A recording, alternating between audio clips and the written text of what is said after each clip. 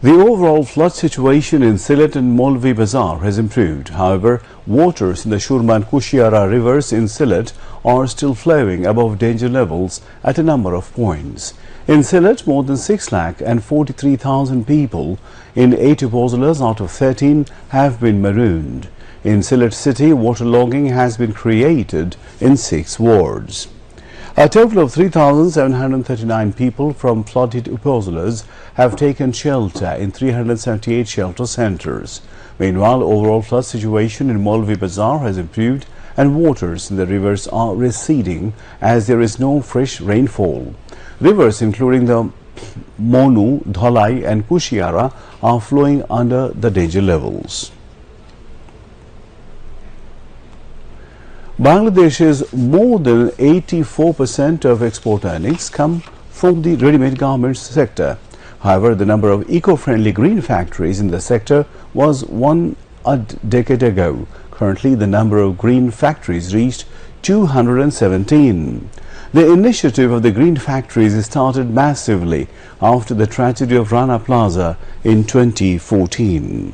Local and foreign entrepreneurs have helped the government to increase the number of green factories. The number of RMG orders has increased as the news of Bangladeshi green factories is spread across the globe, think the RMG experts. Bangladesh is the topper in establishing green factories, followed by Vietnam and Indonesia. Analysts said the fair price of Bangladeshi ready-made garments will have to be increased alongside facing ongoing crisis of the RMG sector. Foreign Minister Dr. Hassan Mahmood urged UN organizations and other partners to take coordinated efforts to solve Rohingya crisis. The Foreign Minister made the calls during his separate meetings with President of United Nations General Assembly Dennis Francis, United Nations High Commissioner for Refugees Filippo Grandi and UN Secretary General's Special Envoy on Myanmar Julie Bishop at UN headquarters in New York on Friday.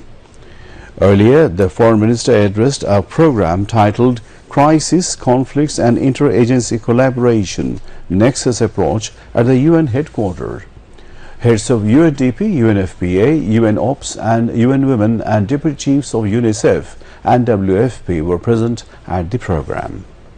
Addressing the program, Dr. Hassan Mahmood highlighted the facilities of nexus or coordinated efforts of UN organizations for conflict-affected regions in the world.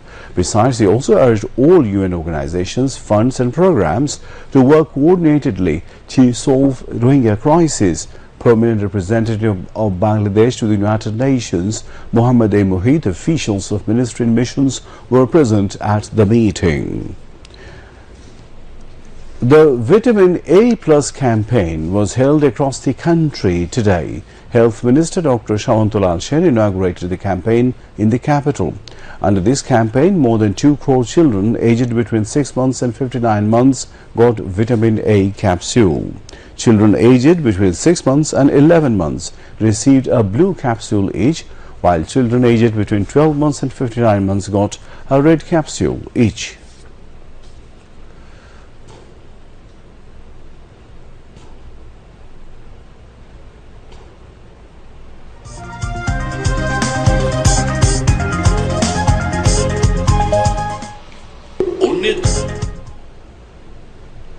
Now, international news.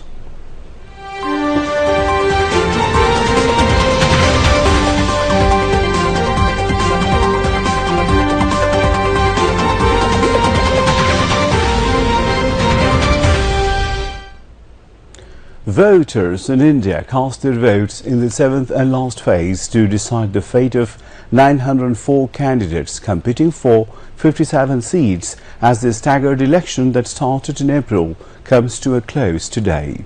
The first 6 phases of the mammoth vote were held on April 19, April 26, May 7, May 13, May 20 and May 25. The votes will be counted on June 4 and results will be published on the same day. The election primarily pits the National Democratic Alliance led by 2-time Prime Minister Narendra Modi's Bharatiya Janata Party against the Indian National Developmental Inclusive Alliance, spearheaded by the main opposition Indian National Congress Party. There are about 969 million registered voters to elect 543 members of Lok Sabha, the lower house of the parliament, in the world's largest democratic exercise ever. US President Joe Biden has urged Hamas to accept a new Israeli proposal to end the conflict in Gaza, saying that it's time for this war to end. The three-part proposal would begin with a 6-week ceasefire in which the Israel Defense Forces will withdraw from populated areas of Gaza. There would also be a surge of humanitarian aid as well as an exchange of some hostages for Palestinian prisoners. The deal would eventually lead to a permanent cessation of hostilities and a major reconstruction plan for Gaza. Speaking at the White House on Friday, Biden said that the first phase of the proposed plan would include a full and complete ceasefire, the withdrawal of IDF forces from populated areas, and the exchange of hostages for Palestinian prisoners. The ceasefire, he added, would allow more humanitarian aid to reach the beleaguered territory, with 600 trucks carrying aid into Gaza every single day. The second phase would see all remaining living hostages returned, including male soldiers. The ceasefire would then become the cessation of hostilities permanently. The third phase of the proposal would see the final remains of any deceased Israeli hostages returned, as well as a major reconstruction plan with US and international assistance to rebuild homes, schools and hospitals. Biden urges Israel to stand behind the three-phase Gaza plan. Hamas, for its part, said that it views the proposal positively because of its call for a permanent ceasefire, the withdrawal of Israeli forces from Gaza, reconstruction and the exchange of prisoners. At least 36,284 Palestinians have been killed and more than 82,000 wounded in Israel's war on Gaza since October 7, 2023. Parties are gearing up for coalition talks as the African National Congress (ANC) is certain to lose its outright majority for the first time since the end of apartheid. The ANC now stands at 40% after results from 98% of the voting districts were declared by the Electoral Commission. The Democratic Alliance remains the second largest party with 22%. The new party MK, led by ex-President Jacob Zuma, is the third party with 15%. It takes over from the Radical F, whose share of the vote falls to 9%. The elections were held on May 29. Now weather.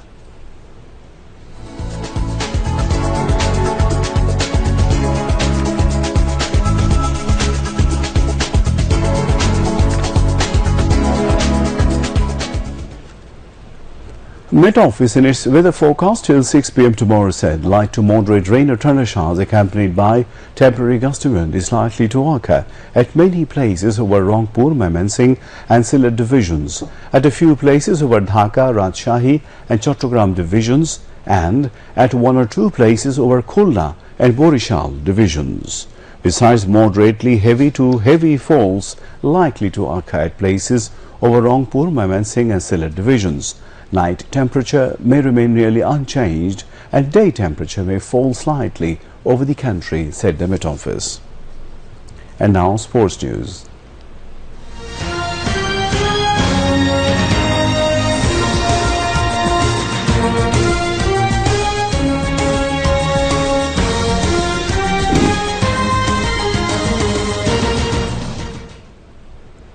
India set a victory target of 183 runs for Bangladesh in the warm-up match of ICC T20 World Cup in New York.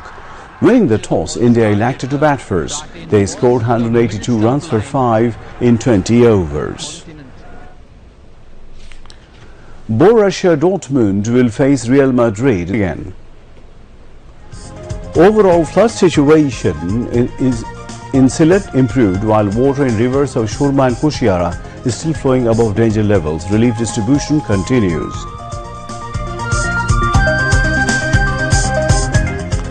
Foreign Minister Dr. Hassan Mahmood urges UN and other partners to take coordinated efforts to solve Rohingya crisis.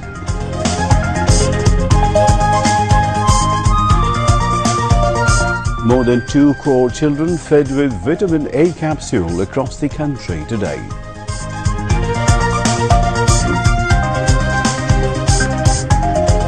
Last phase of Lok Sabha elections held in India. Results to be announced on 4th June.